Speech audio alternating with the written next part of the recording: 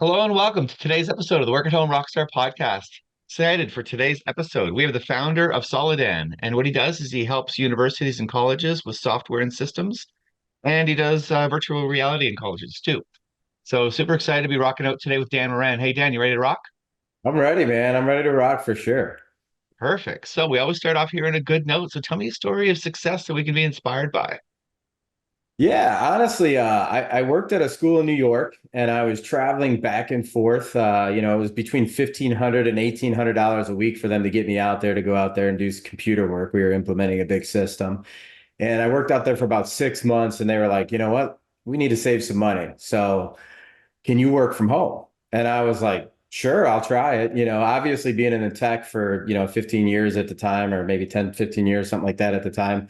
We always work from home on the weekends, at night, whatever it is to get the job done for go lives and that kind of thing. But I was like, sure, absolutely. So I ended up going home and I have a wife and two kids. At the time, they were very, very little, 1 and 2 or 1 and 3 or whatever that breakdown was. And we ended up traveling up to Wisconsin, where we have a small cabin, and I worked from home there. So it was very interesting. We had no internet, which is cool. I know you're in Canada, so you're probably used to those types of circumstances in different places. It was a small town, and we only had one vehicle. So I had to drive into the town, the closest town that was about 20 minutes away, plug in at McDonald's. There's a plug at the top of the wall and it was hanging down in the thing at 6 a.m. And I would sit there working away until just about I had my headphones on and I'm sitting on these things. This is, pre-COVID, long, probably 10, 15 years ago.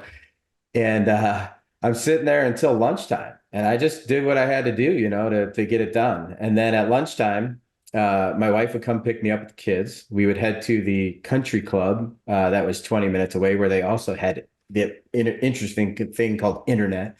And so we get on. I'd go over there and have lunch with my family, and then they would leave me again, and I would stay there until about 5, 6 o'clock at night. And they would come pick me up. So again, I'm working at the country club, just finding a table, and it was more comfortable there because I had a place to plug in. But yeah, I mean, you pretty much just got to do what you got to do. And that was really my first work from home experience where it was an extended amount of time and it really made the best of it. It was pretty cool. Wow. Yeah, isn't it crazy how things were quite a bit different before lockdowns? I mean, lockdowns really solidified a lot of things. They just upgraded all the infrastructure and people got lots of ways to work from home. But before that, yeah, because I was working from home before that too, and it was very confusing. People didn't know what that meant. You mean what? You can help me move, you mean? Is that what you mean? You mean you're not working? Yeah, and being in the IT world, I think we were at an advantage because a lot of the Mhm. stuff, once there were VPNs and different mechanisms to connecting remotely, it was available. Now, companies and in my case, universities and schools, they kind of frowned upon it because they wanted you there. They wanted to make Yeah, sure you were working and all that yeah. fun stuff.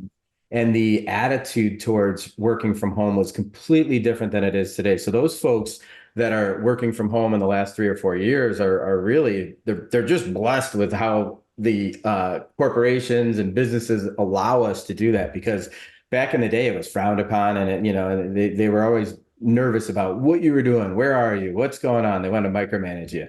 You bet. Yeah. I used to work for a high tech company and actually we built infrastructure. Like, so that was the company we built.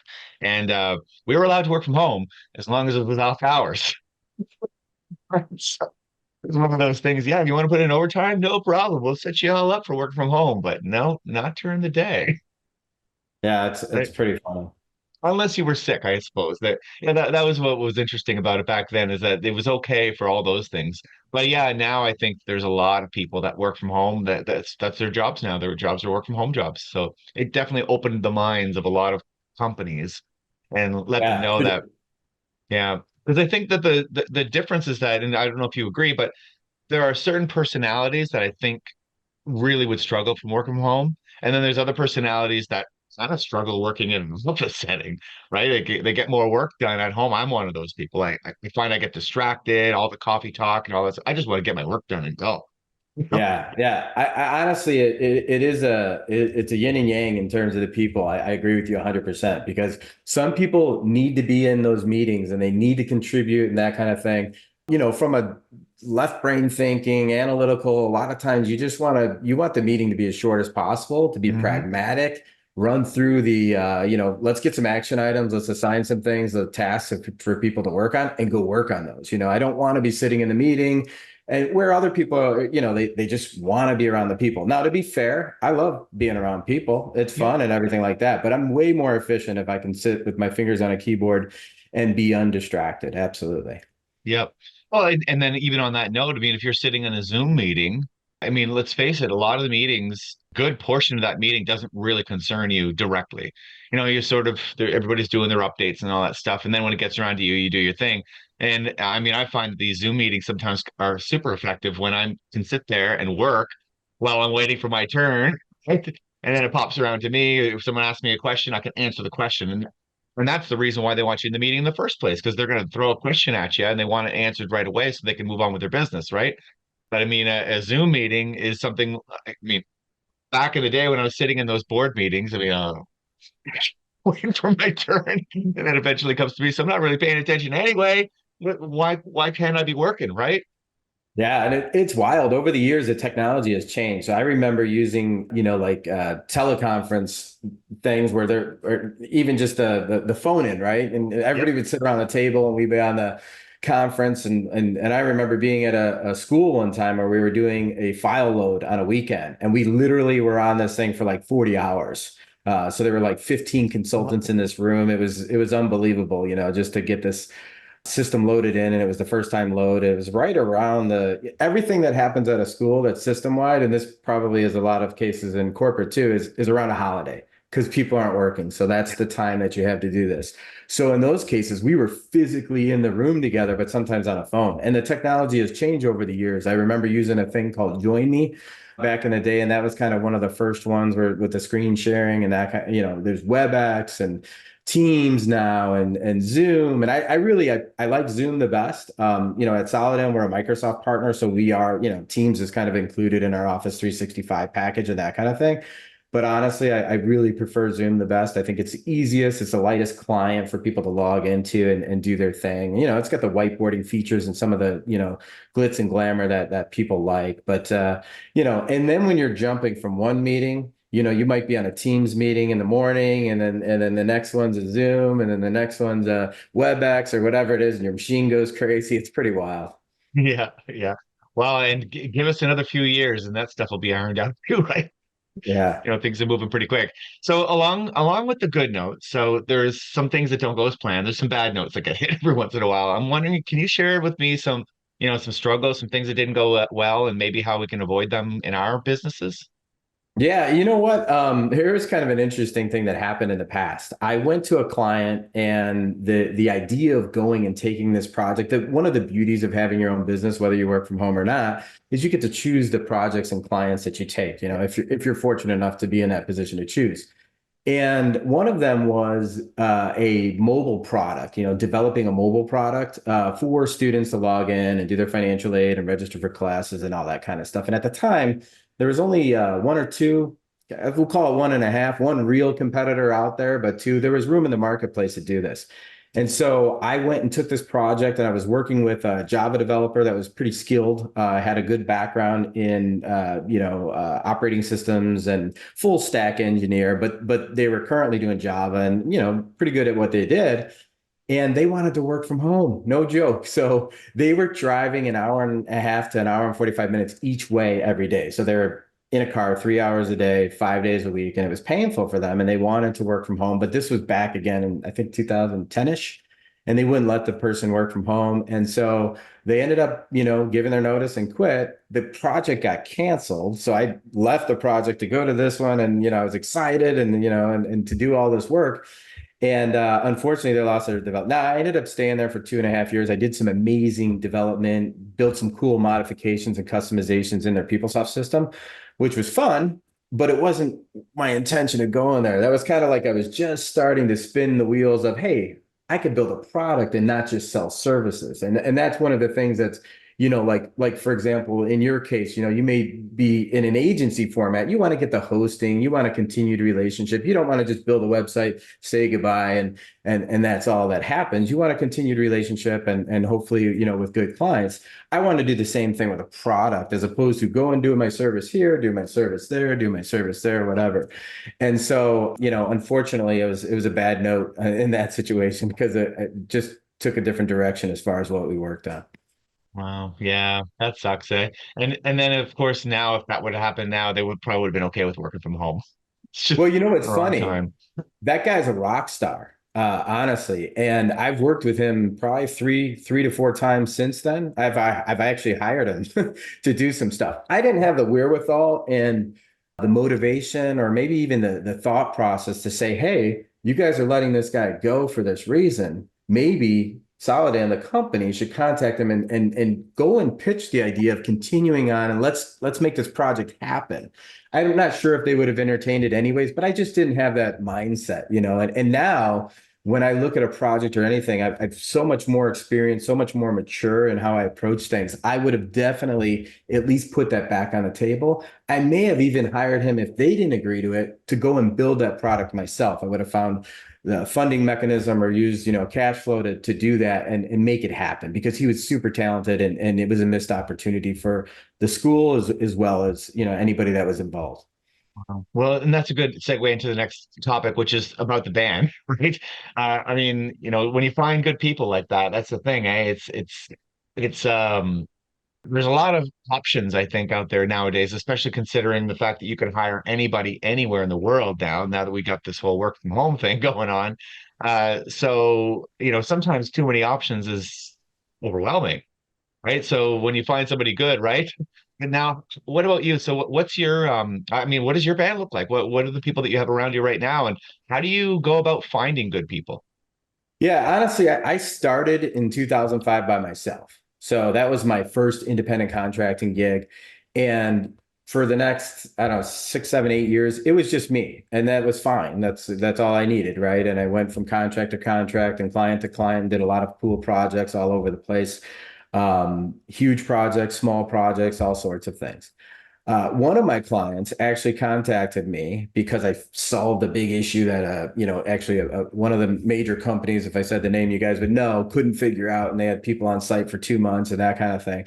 They reached out to me and they're like, "Hey, can you take a look at this for us?" And I'm like, "Sure, I'll take a look at it." I literally fixed that thing in 5 minutes. So it was funny, like literally 5 minutes. I found what the issue was, and they had actually that company and a smaller consulting company look at it, and they couldn't get it.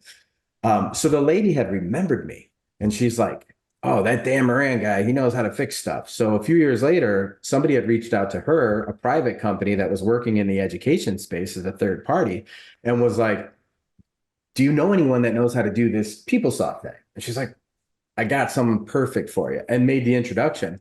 And so I went out to Pittsburgh and met with the owner and ended up hiring 3 people. So that was the first time I ever really had to hire anybody. And quite frankly, they were my friends. They were consultants that I either worked with or my client who did the DBA server part set that up. So I called them. I was at that same place in Wisconsin on a Friday. I remember distinctly standing on the wood deck. And I was like, "Hey, how much would it take to build a server to build PeopleSoft like for a fake university?" And he told me, probably 40 hours, blah, blah, blah, blah, blah. And I was like, "Go to Best Buy and pick up a machine. I'm going to pay for it, whatever." And this was like my first foray into doing anything like that, which was cool. So my system lived in his master bedroom. And that's where we did the development. So it was cool. We built out this system, and that's how I found the first few people. Fast forward a couple of years, I wasn't in the mindset of, "Hey, I figured out how to make good money with these 3 people. Let's just go hire a bunch of people." I was just in the mindset of, "Hey, I'm solving this problem for this, Yeah. people in need, and we're figuring this out." And it was fun. Like I like complex problems and figuring things out and that kind of thing. But, you know, it didn't spin the wheels and say, "You could keep doing this. You could keep going. Yeah. And so fast forward a couple of years, and another person wanted something in Chicago. I was working in New York at the time, and I couldn't do it. I was working 60 hours or working 80 hours a week, billing 60. That client wanted me to work 100 hours, and I couldn't even do that. I couldn't do anything on the side. And so it was the first time that I went out to an agency. And I will name this agency, Robert Half. They did a great job. So it's a huge one. Everybody probably has heard of them at Yeah, some I've heard of point in the them. tech space. And they went and found me two people to do Slate technology. And I didn't have Slate people at the time working for me. I had worked on Slate back in 2010 or 2011, the first time that I worked on it. But this was the first time that they wanted me to go do this. And I would have learned it fine. It was, SQL Server kind of back end and queries and, web integrations and that kind of thing, web services, which is all kind of in my nature. But I just didn't have the time. And I couldn't, I never walked away from a project that I was in the middle of. So it wasn't how I did business. So I hired these two guys through Robert Half, which is, Robert Half had hired me before for something else. So it was kind of flipping the script for the first time. It was cool. It worked out great. So then I kind of, from that time forward, I just started figuring out, all right, I need to do something about this. So, the two turned into four, turned into six, turned into eight. And then really over the last year or so, I have more than 30 people working for me now, which is pretty Wow. incredible. So somebody had actually talked about hiring me, which I'm not really hireable. And so in theory, you would have to buy Solidan, which wasn't for sale. But my mentor recommended that I go talk to a M&A attorney. Okay. And again, I didn't even know what M&A was. I didn't even think of M&A. M&A, what is that? And so I went to Upwork, which I'm sure you're familiar with, Yep. one of those sites out there that allows you to contact independent contractors or gig workers or whatever it is. And I just listed a short narrative of, hey, this is what my situation is. Is there an attorney that can help me? And I got connected with an attorney out of California. She was amazing. She didn't even charge me, which was pretty wild because I was more than willing to give her, Okay. Yeah. a fee. But she was just like, you know what? What you really need is someone to do evaluation for you and not necessarily me to tell you any legal ramifications. You need to get your financials in order. And then the next step would be to talk to her and whatever that looked like. So it was fun to use Upwork. And then I have one more story. So I was going to Florida. This was last February. It was my first ever event. And I think we'll kind of roll into this in our next topic. But it was my first event. And I joined a group, a mastermind group. And so that was in December. And I was on calls every week with these folks. And so, you recognize the faces just like, you're used to Yep. seeing your colleagues or coworkers or whatever it might be. And I walked in the hotel and I saw this guy facing the other way with a headset on. He's kind of a geeky guy like me. And I knew who it was. And I'm like, man, that's my friend. So I walked up and tapped him on the shoulder. He's like, hold on a second, hold on a second. And he pulled out his phone, just like this. And he's like, pulls up a PDF document. He's like, yeah, my VA just made this. Now, I've worked in higher ed for over 20 years. When I hear VA, that's Veterans Affairs in the US, so it's like, Yeah. okay, VA, I didn't even know what a virtual assistant was. I didn't know it existed. And he's like, yeah, I have this VA. And they created this for me. And then he explained to me what a VA was. And I was like, does she have any friends? And so that started the conversation with, his VA had taught English as a second language in the Philippines. And I don't know how he originally found her, but she found somebody to take her job when he found her. And that person is now my VA. 3 days Ah, later, I hired her. And I met with her this morning. I meet with her 5 days a week. She's amazing. And it's really done some incredible things as far as delegating and offloading some of that work. that's amazing. Cool. And so now, yeah, that's crazy. I mean, when it comes to the VA thing, that is something that I think is a game changer for sure for a lot of people, considering that uh now is this VA, is this a full-time VA for you or is this a part-time VA for you? Like, I mean, is I she part-time with you or full-time with He you? works about 25 to 30 hours. And honestly, I'd love to have her work more. And it's so gratifying to me. She's literally painting her house that she has now because of the Mhm. money. And I'm not even Yeah. paying a lot of money, but it really is life-changing money for folks that it's more than double what she can make in quote unquote her career or whatever it is. Yep. I bought her multiple monitors so she could be more efficient, helped her out with and all these are little things in my mind, but they're so meaningful. And she's so grateful. She's so awesome. Love it. Yeah, I love it. And one of the things that I think that people are blocked on when it comes to a VA, a virtual assistant, or any type of assistant, really, is that you sort of think, okay, well, I need to hire somebody full time, but you don't. You can hire them for a few hours to start, right? Just to help you out. And then what happens is that a lot of the VAs will have multiple clients as well. They've got their own business, right? And so Yeah. you don't have to like hire somebody full time as an assistant when you're not ready yet. I mean, you can build into that, right? Yeah. Well, you know what? It was a challenge for me. And I think it'd be a challenge for many of your viewers as well that haven't, or listeners that haven't taken that step yet. It was a challenge for me to delegate things that either I wasn't comfortable delegating or I didn't even know how to delegate. So I had to learn and teach myself, how do I take myself away from this piece? Now, I work with my wife does all the financials. She's really pretty much she's taken over doing more stuff than I do in the company, which is awesome. She's been tremendous. My mom used to. I didn't mention that in the delegation, but my mom used to do my books. Unfortunately, she got sick and passed away in 2017. And when Right. that happened, I wasn't even know. I didn't know how to like do the invoice. I mean, of course, an invoice is an invoice, but those were things that I kind of wasn't working on. And as I progressed and added more people and more people, there's more invoices and more invoices. And certainly I had my wife come in and she actually delegated, some of that. And my VA created SOPs, standard operating procedures, as everybody knows. Or if you don't know what SOPs are, you need to get them in your You business. will. They'll help you, especially for the solopreneurs. They will help you so much to have those in. They just become checklists of how do I do the procedure for whatever it may be, onboarding a new employee. I have different systems that we use. We use Slack internally for communications. We use Microsoft Office for email. We use the Technolution Slate stack. And so there's a lot of things that need to be set up for someone to come on board. And back in the day, I was the guy that had to set that up for people, and so it's painful going through those steps because that takes time away from me when I need to be working with a client or talking to them and doing that kind of thing. So let's talk a little bit more about those tools. Now, how do you choose the tools that you're using in your business, first of all? You know what? Honestly, it's funny. The one really good guy that I have worked with multiple times that I mentioned earlier had said, "Hey, are you using Slack in your business?" And this was early on, 2013, 2014, or something like that. I didn't know what it was, and I'm like, "No, I don't really use it." I used to use Google Talk just with Yeah. my clients, and this was back pre 2010. And then I think they made it defunct, or it Oh kind yeah, of they did. They knocked it out for some reason.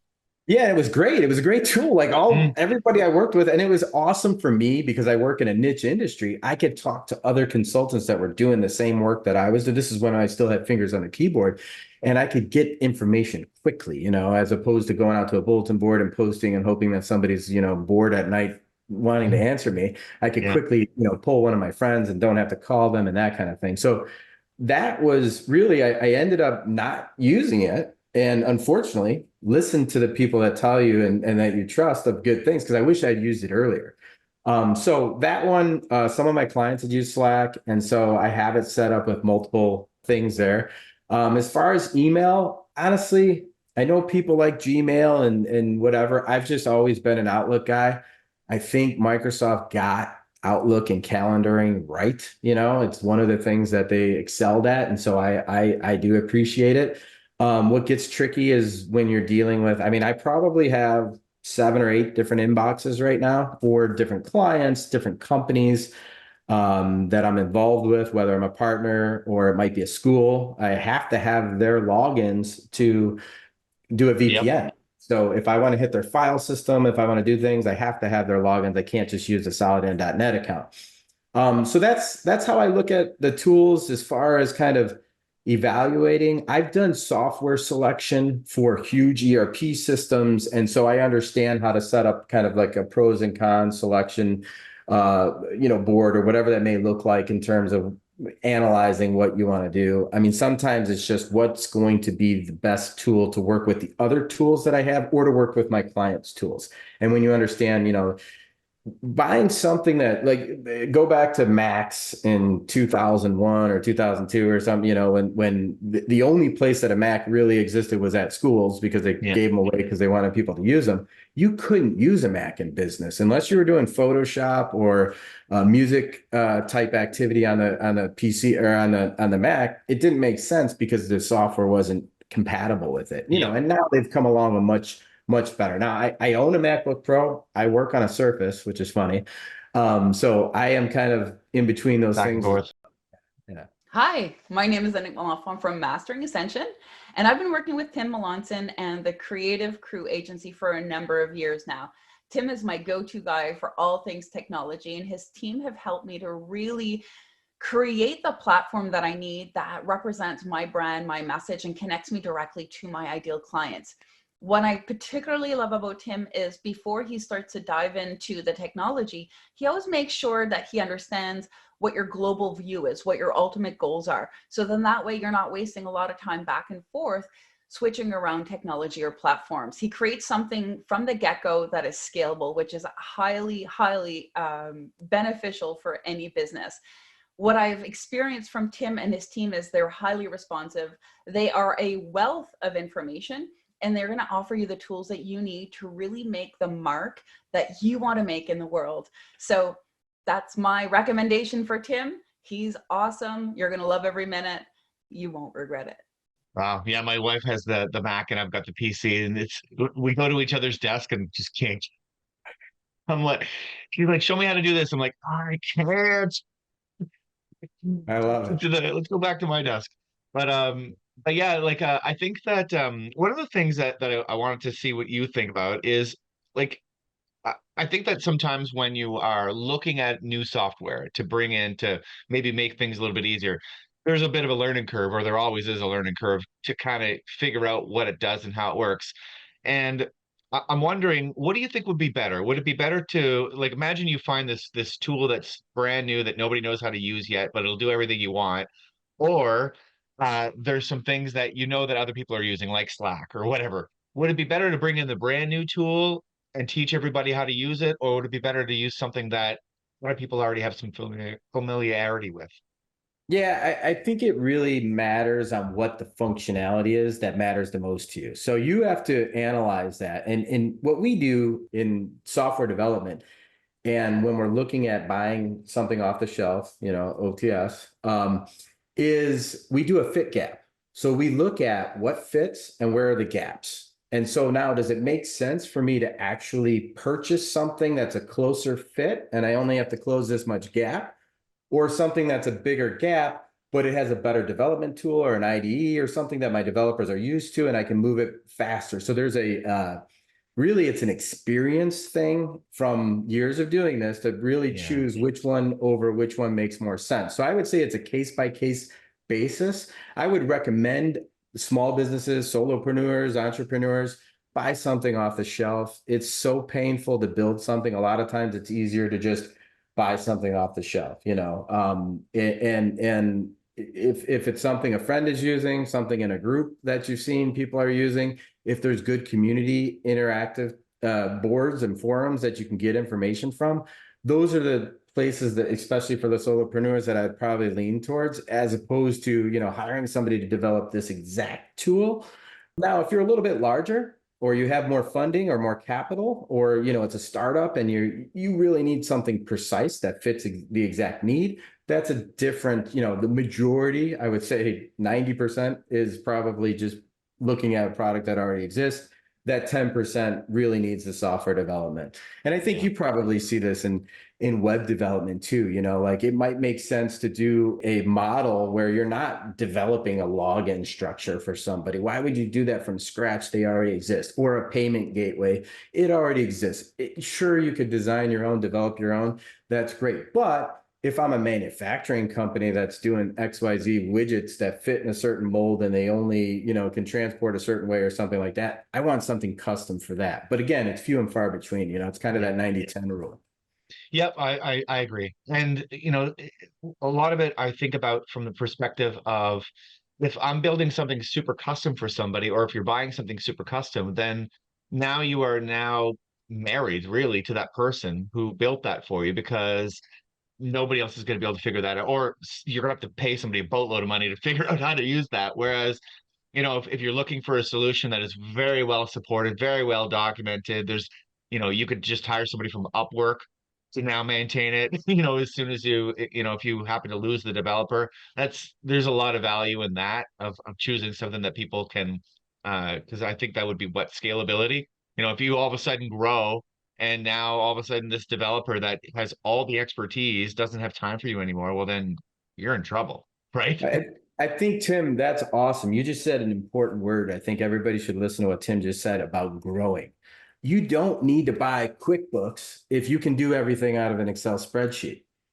When you outgrow QuickBooks, you might have to go to a financial software like PeopleSoft or Intuit or something else. And so there's a growth there that needs to happen in that software cycle as well.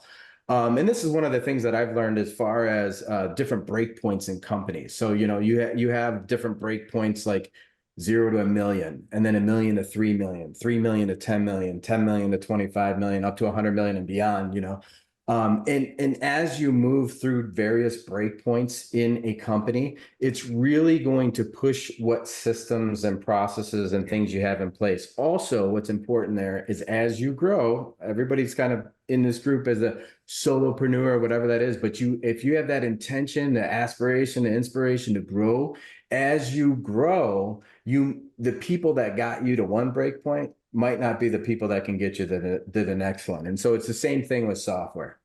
Yeah, and that's a tough one too. That's a very, very tough lesson.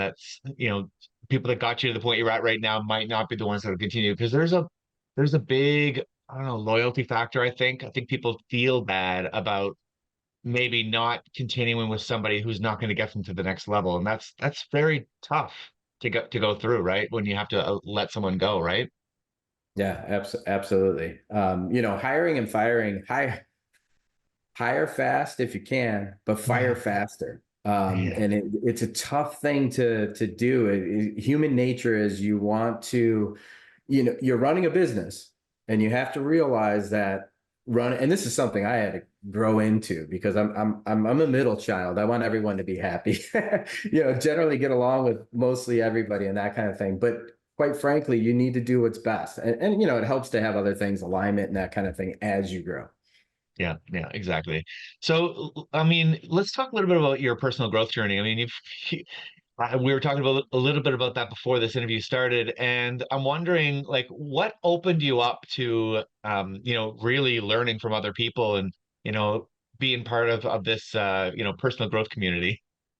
Yeah, you know what? Honestly, I think it was like the fall of after COVID. So right before COVID, I always kind of did this dieting thing. Whatever the fad was, I'd up and down 25 pounds, up and down 25 pounds, and really kind of never stuck with anything. I was pretty heavy, 275 pounds at one time or whatever. And, it was up and down, whatever. And I got into keto, and it was all diet, no exercise, and pretty much lost a lot of weight, which is an easy way to do that if you follow and prescribe to keto or whatever it is. Then COVID hit, and we weren't allowed to go anywhere. And I did keto and didn't build a mindset behind it. It was just a tool to get me to lose weight, which, Yeah. might be great if you're going in for a surgery or something, but it's not a good way to live, and it's not a good way to Lifestyle. conduct kind of your health. Yeah. And so I started eating burritos again, and gaining weight, and you don't really see your weight gain or weight loss immediately, right? It happens over time. It's gradual, and you kind of get up and look in the mirror, that kind of thing.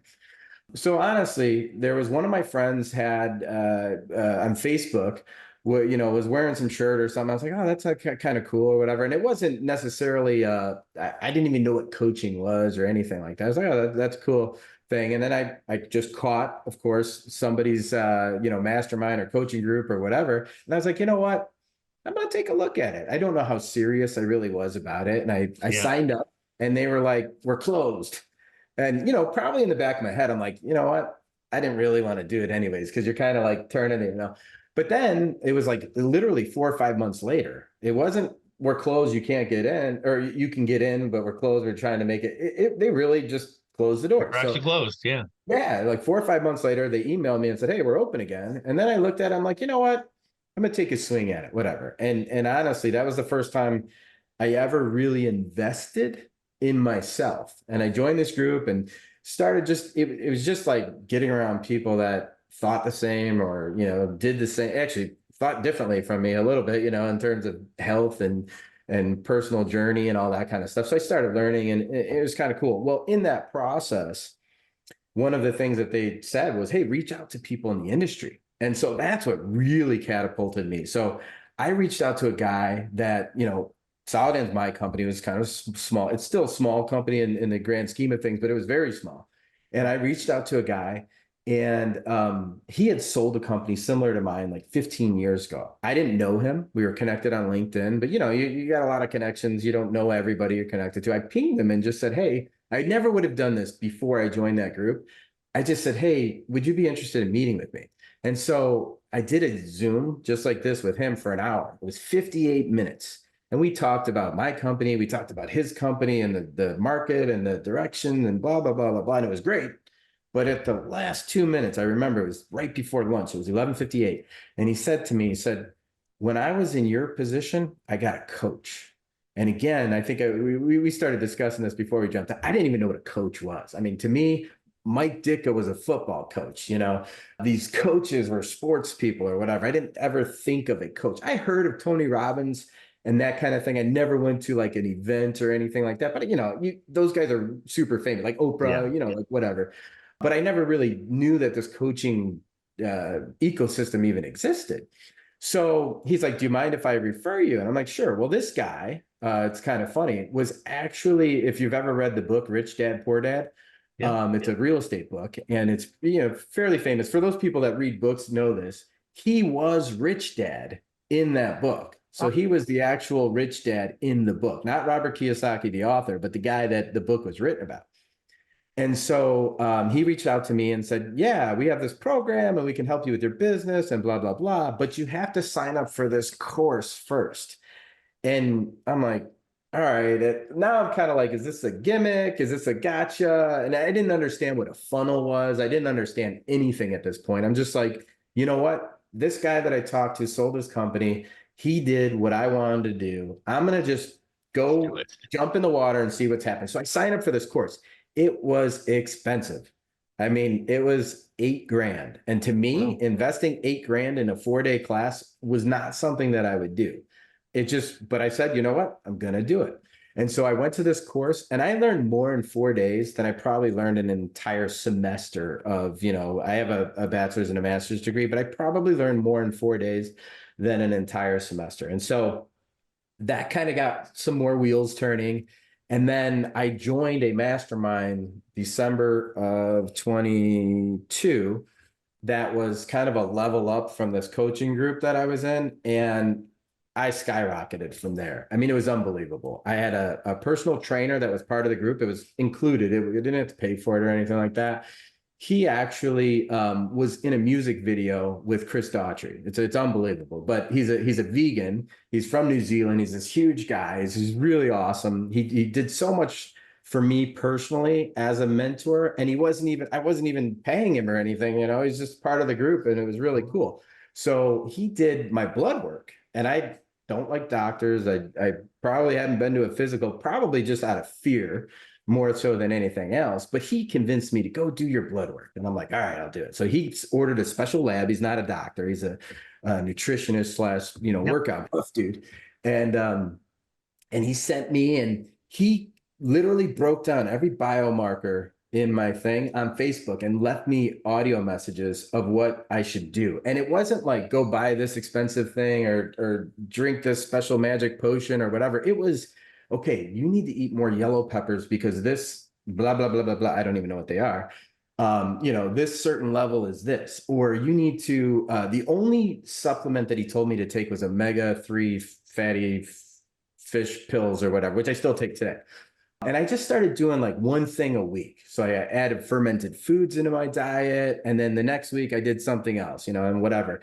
And I literally lost about 45 pounds. And I changed I mean, I did not look like this a year. If you go look at pictures of me, I didn't look like this. So I feel great. I feel like a kid. And the funniest thing is one of the very first meetings, I remember this, he was talking and there were people in the group, like on a Zoom, and he's like, people don't know what it's like to feel good. And Mm. I heard that in my head, and I didn't, people get, I mean, you could be like a buff athlete, an NFL star.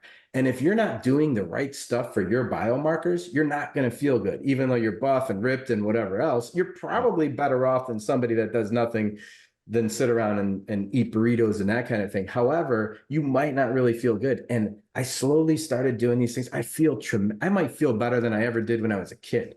I mean, it's unbelievable. And I run around I've got a 14-year-old and an 11-year-old. I was playing basketball with my son yesterday. It's really been life-changing from that Yeah. perspective. So that got me into the fitness piece of it, but the business piece of that group, unbelievable. I mean, it really, I'm around, it opened the blinders. I was like this in software and just really didn't look outside. And it opened I was working with guys that are, just around people that are hard money lenders, own solar companies, a makeup company, a lot of business people and entrepreneurs and that kind of thing, crypto people and finance people and HR people and whatever. And we're all just in this community. But when you start hearing people like, okay, this is how much I spend on marketing a month, or this is what I did with my website, or this is how I hired XYZ, or I signed up with this other program to learn, business something, whatever. I actually ended up signing up with a business program and learned. I actually spent over 6 figures on self-development, Oh, on myself, where again, my entire career, I think I might have spent $500 on a website, and it's paid off in exponentially. So it's really incredible what you can do in a short amount of time once you get into the right groove. I mean, in the last year and a half, I've read over 60 books. I think prior to that, I was not a reader. I just didn't like reading. And most of the books that I read are self-help books, that kind of thing. If there's one book I could recommend that kind of like started really helped me, was Atomic Habits. It's kind of a James Clear. my favorite too. It really is a tremendous book. It's simple. I actually should read it again. I gifted it. I do gift a lot of my books to friends that I think might need a certain thing, and I just gift it to them because I feel like I want to share that. I watched one of your podcasts with the guy with the books, and it was really interesting to kind of hear like he has a way to learn how to read from the books and that kind Yeah. of thing. And I kind of listened to that, and it was super cool, to see that he did that. I don't recall his name, but your guests should take a look at that. But the books really, you can capitalize on what you learn and it just exponentially builds, and it's awesome. So that got me into, kind of this mentorships and coaching. And now I understand it. I mean, there's quote unquote, they call fake gurus. And, it is kind of, you have to know who you're getting into groups with and that kind of thing, and make sure that they're in alignment with the stuff that you do and whatever else is as you kind of, it's almost like software selection, right? Like which group should I pick? There probably should be somebody that creates software for picking a group for people or whatever it is, here, let's do an algorithm. And so, yeah, man, it's been incredible. It's been great. And I know you started your journey in this space long before I did. And so it's interesting to kind of see the progression. But I've been working 16-hour days. I wake up at 4:30 a.m. I never did that before. I wake up 7 days a week at 4:30, start my day. I've got a morning routine. I work out. I get in reading, learning, whatever. I eat clean. I feel good. I mean, it's the one thing, and I am in my office since we talk about the work from home. I have a treadmill underneath my desk, which is great. Wow. And my desk is one of those desks that raise up and down. So if I'm on a Zoom, I want to be comfortable talking to you. But typically, if I'm on a Zoom where I'm not typing, which this would be an example of something like that, I will be walking just because it's, Wow. it's good for your heart. It's good to keep your day going and that kind of thing for your energy. So it's been an amazing journey in such a short amount of time. That's such an excellent idea because I pace a lot when I'm on the phone. So, so I'm thinking maybe if I had a treadmill, I wouldn't walk all over the house and bug everybody else, right? But one of the things I did want, I mean, there's so much there. Thank you so much for sharing all that story. But one of the ones that things you said is about feeling good. People don't know how to feel good. And my theory on that, because a lot of people will say, well, don't go to a chiropractor or whatever because you'll feel worse when you leave. And that's my theory on that is that you didn't know how bad you felt until you went to see somebody who actually like fixed you up, and now you're like, whoa, I feel great now. And then the next day, I mean, you gotta maintain that stuff, right? I mean, it's just you're gonna go back to your old habits, so you're gonna need to go back. And I think that that's probably why they come back, and then a few days later they're like, oh, I feel terrible. Well, that's because you felt good for a few days, and now you don't anymore. So it's not like I'm never going back to see that person. I'm going to get used to feeling terrible again, right? Yeah, absolutely. I love how you kind of use that analogy because it is true. Like, you raise your standards, right? So Hmm. like, just even the food that I look at and things like that, it's like I'm not going to eat that, double cheeseburger, and it's not even part of what I would even consider eating. It's just I don't see that as something that's healthy for me. The other thing that I do is, and I never did this in the past, I recommend this. I actually was on the phone with my nephew yesterday and recommended this to him, which is cool because now I feel like I'm really impacting others' lives as well. Yeah. Is writing down your goals every morning. So I write Yeah. down 7 goals every morning, and they're goals that are unattainable in theory. And they're goals, I write them like they already happened. And so I have all these different goals, and it's physical, career, education, relation, all these different facets of goals. And then as you operate throughout the day, whether it's a business related thing, a family related thing, a money related thing, whatever it is, it's just sitting in the back of your head because you wrote it down in the morning, like, whoops, I'm not going to do that because that's a bad thing or that's not in alignment with my goal, whatever your goals may be. And everybody's goals are different. But honestly, I operated for so long just to do better. Like I thought in my head, I'm just going to do better. But I didn't really think I never defined better. And I didn't Yeah. say, what does that look like? And until Yeah. you create a target or something to work towards, you're really swimming, just treading water and you're never going to move forward. So, Yep. No, I believe that totally. Because yeah, I mean, one of the things about writing a goal is that now you know what you're working towards. So when you see something along the way, you're like, oh, I need to pick that up. You know, whereas you might not even have seen it before because you didn't have that in your I don't know field of view, I guess, right? So yeah. I do like that idea as well. No, that's great. And another thing too is that when you start to, especially food's a good one. When you start to eat healthier, then all of a sudden, when you do eat that cheeseburger or whatever it is, that thing, you feel pretty terrible. Like it actually hits you. I remember that first experience when I cut out the fast food, and then just going to eat the greasiest thing just because I've eaten it before. KFC is one of them. Ugh. And now, I mean, I like you feel it afterwards, right?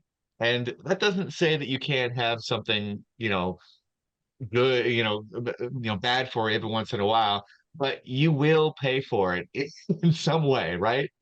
And so you Yeah. have to be a little bit more mindful towards that. Be like, okay, well, if I'm going to do that, I know it's not going to agree with me very well. So I have to make sure that, I counteract that, right?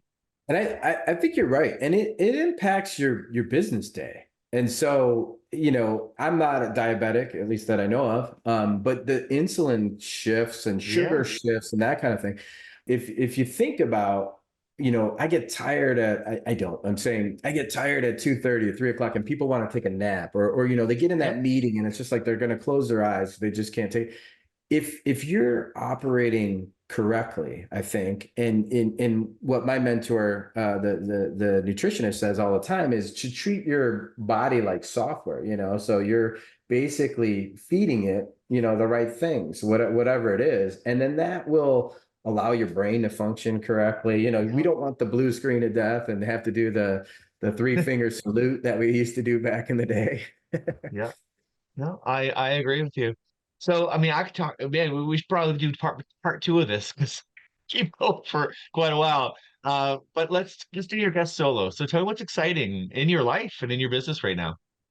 Yeah. All right. Cool. Well, you can see in the background. Actually, you know what? I'm gonna undo my thing here just quickly so we can see my office here. Let's go to what virtual background and none. Only because I cleaned specifically for you, Tim. Check it out. Nice. But I've got well, I'm in Chicago, so I don't know if you can see that over there. But that's Chicago, and then this picture behind me is cool. It's actually a Pucho picture, which was recently gifted to me from my mentor, which is cool. And so I'm very appreciative of having that opportunity. Um, but from that perspective,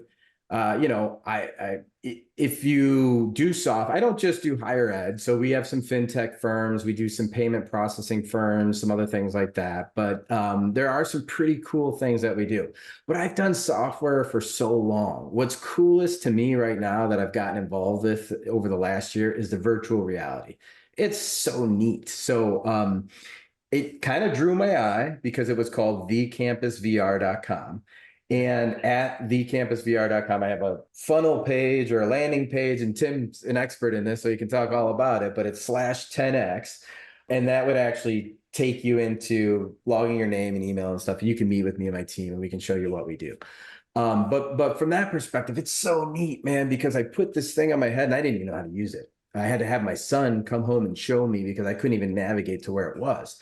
But when I got it on, I was basically walking on the University of Connecticut campus, and I used to work there. So it like was rewinding for me 13 years of my life. And I physically felt like I'm walking. We have a robot that drives at eye level. So it's like a student walking through the campus. It goes onto the court, it'll go into the locker room, it'll drive in, in the crowd. And it's really neat. You can see the buildings and all this stuff. That's fun. So again, it's probably not something that your everyday listener is going to look at. But, if you have a business like you do weddings or real estate, or, we've done other things besides just colleges. It's really neat. Beyond that, I've signed up to write a book, which is crazy to me. Again, like, when you see there are authors and this and that, as a layman, which I was, 2 years ago, I never even thought in my life of ever writing a book. It's neat to get into these things and kind of see what's going on. So, Tim, I can't appreciate enough you having me on the show. And today it's awesome. This is incredible. I love our conversation. And quite frankly, I've taken a look at some of your work.